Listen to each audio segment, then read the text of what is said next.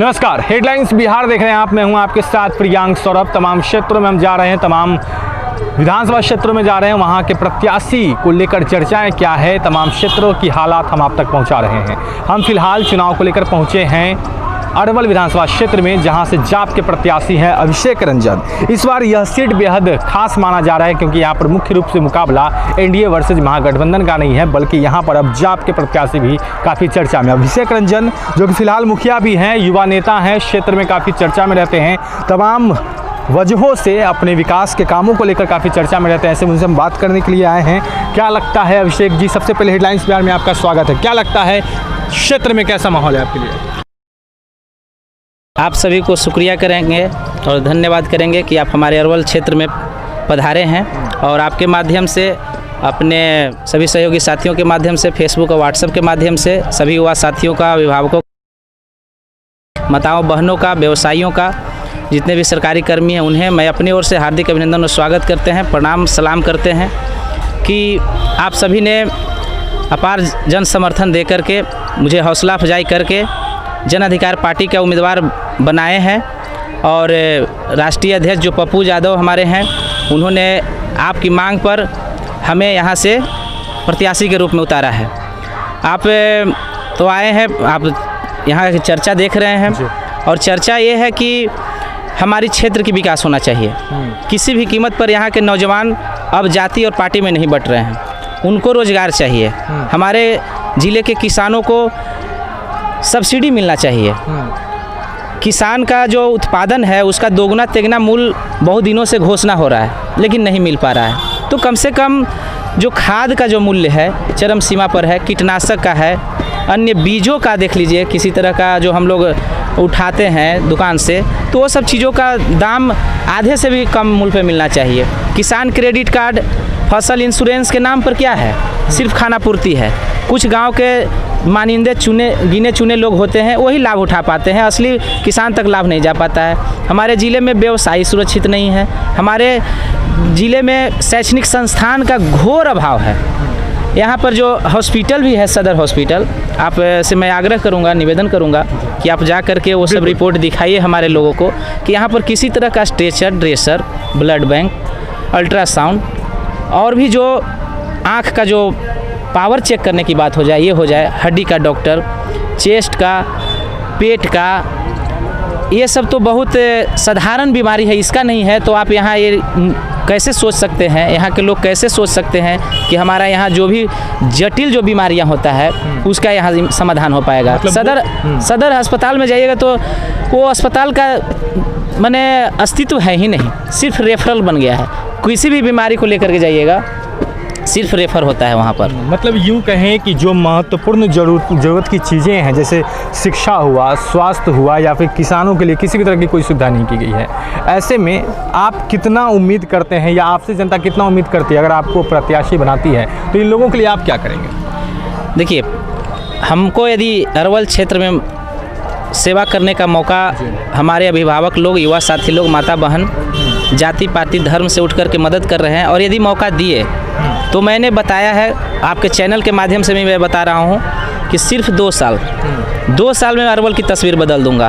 और 2 साल में मैं कुछ नहीं कर पाया तो मैं 3 साल के लिए उपचुनाव करवा दूंगा। अच्छा, हमारे राष्ट्रीय अध्यक्ष भी बताए हैं, आप लोगों को पता होगा, 3 साल का मौका मांगा है बिहार को एशिया का नंबर 1 बनाने का।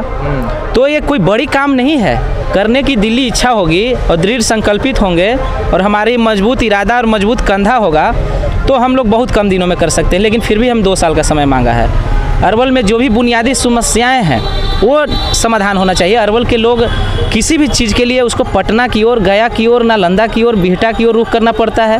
हमारे अरवल पटना से महज 60 किलोमीटर की दूरी पर है, और पटना से जो 100 किलोमीटर पर, 200 किलोमीटर पर जो दूरी पर शहर है, वहाँ सभी तरह की सुविधाएँ हैं। देख लीजिए आप उठा करके, आप अरवल में आए होंगे, हमारे क्षेत्र के लोग अरवल रुकना पसंद नहीं करते हैं।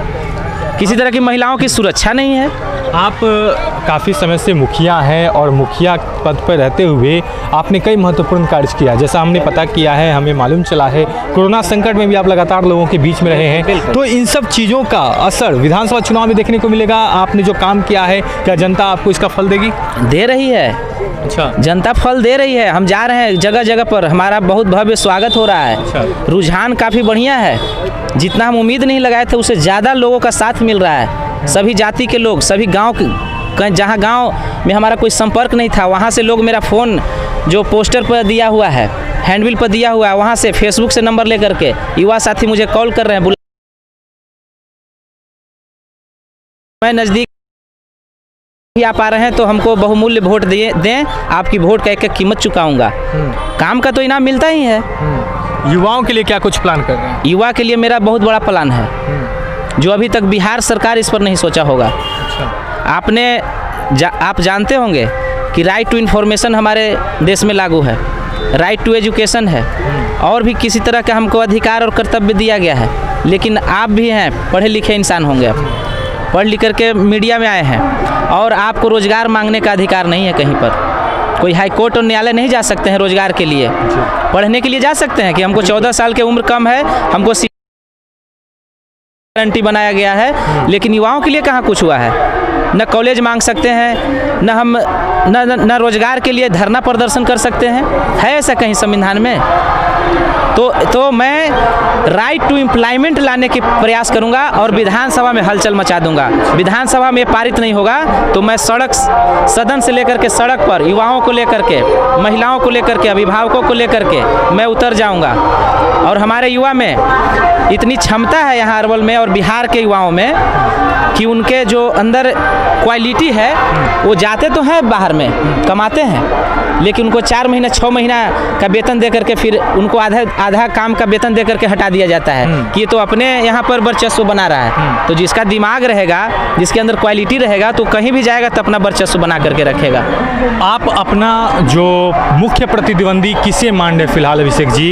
एक तरफ एनडीए ने यहाँ पर दीपक शर्मा को सामने प्रत्याशी बनाया है, यहाँ पर महागठबंधन की तरफ से माले के प्रत्याशी बनाए गए हैं, तो आपकी टक्कर किनसे है? देखिए, मैं प्रतिनिधि के बारे में मैं क्या बताऊं, ये जग जाहिर है कि जो भी प्रतिनिधि यहाँ पर माले से और आपको एनडीए से आए हैं, उन लोगों का क्षेत्र में क्या कार्यकलाप रहा है, किस तरह से वो अपना परिचय बना करके रखे हैं, किस तरह से शोषण और दोहन करके रहे हैं, और किस तरह से बरगला करके सभी कार्यों में ठेकेदारी और अपनी निजी स्वार्थ का जो काम किए हैं, तो उनका परिणाम भुगतना पड़ेगा। टक्कर की बात है तो देखिए, आज समय की ये मांग है, अरवल के लोग और नौजवान साथी इतने जागरूक हैं कि वो अब ये सब बर्दाश्त नहीं कर रहे हैं। कहीं पे कोई जा कर के सर्वे कर सकता है, किसी को भी मैं बोल रहा हूँ कि कौन जाति के लोग, कौन गांव के लोग हमको वोट नहीं कर रहे हैं। ऐसा कहीं नहीं मिलेगा कि हमको वोट नहीं, हम शून्य पर आउट हैं। अच्छा, समझ गए? अच्छा। टक्कर की बात है तो टक्कर तो 2-3 चेहरे ही चर्चित रहते हैं, है कि नहीं? कुछ ऐसे शरारती तत्व रहते हैं जो अपने प्रतिनिधि को एक ही बात को बोल करके, जैसे आप सुने होंगे कि सच बात झूठ हो जाला चुप के रहला से, आ झूठो बात सच हो जाला बार बार के कहला से। तो ऐसे लोग हावी हैं और वैसे लोग को 10 तारीख के काउंटिंग और 28 तारीख के जब वोट पड़ेगा तो यहाँ के नौजवान साथी और किसान, मजदूर, व्यवसायी सब मिल करके उनको चोट करने का काम करेंगे। जैसे कहा जाता है एनडीए हो या महागठबंधन हो, सब में जातीय फैक्टर जो है बहुत ही महत्वपूर्ण भूमिका निभाता है, तो जात के साथ क्या ऐसा होगा? सही बात बोल रहे हैं आप। जात का फैक्टर बना करके ऊपर से लोग यही कर रहे हैं। अभी तक बिहार में यही राजनीति हुआ है, जातीय राजनीति हुआ, विकास का राजनीति नहीं हुआ है। हमारे इलाके में देख लीजिए, पूरे बिहार की दुर्दशा देख लीजिए, शांति समन्वय नहीं है। जाति और धर्म में लड़ा करके लोग वोट लेते रहते हैं। वो बोलते हैं कि मैं अयोध्या घुमाऊंगा, ये बोलते हैं कि हम ये समीकरण में है, हमारी ये समीकरण है, वो समीकरण है। और हमारे साथ माननीय राष्ट्रीय अध्यक्ष पप्पू जी के साथ भीम आर्मी का चंद्रशेखर आज़ाद भी हैं, युवा हैं, जोशीला हैं, संविधान का वो बात करते हैं। वसीम नैयर जी हैं अंसारी महापंचायत से, युवा हैं, वो भी अपनी कर्मठता पर अपनी पहचान बनाया है। तो हमारे साथ सभी लोगों का समावेश है, जातीय समावेश भी मेरे साथ है। करता हूँ, चुनाव के लिए बहुत बड़ा फैक्टर है कि नहीं? ये पता करने की चीज़ है। हमारे विधानसभा में 45 से 50,000 वोट है, तो वो सब में भी देखिएगा तो हमारी पलड़ा भारी है, लेकिन फिर भी उसको ही यहाँ पसंद लोगों को ही यहाँ पर वोट करेंगे। और जो व्यवस्था है वो इस बार आपको चुनाव में, और जब 10 तारीख को परिणाम निकलेगा तो देखिएगा 10 तारीख को क्या होता है। धन्यवाद अभिषेक जी। तो ये अभिषेक रंजन हैं, जाप के प्रत्याशी हैं। जाप ने इन्हें अपना, पप्पू यादव ने इन्हें अपना उम्मीदवार बनाया है। अब देखने वाली बात होगी कि अरवल की जंग कैसी होती है। त्रिकोणीय मुकाबला देखने को मिल रहा है। तमाम क्षेत्रों में हमने भ्रमण किया, लोगों से बातचीत की है, तो यहाँ पर टक्कर काफ़ी महत्वपूर्ण है। क्या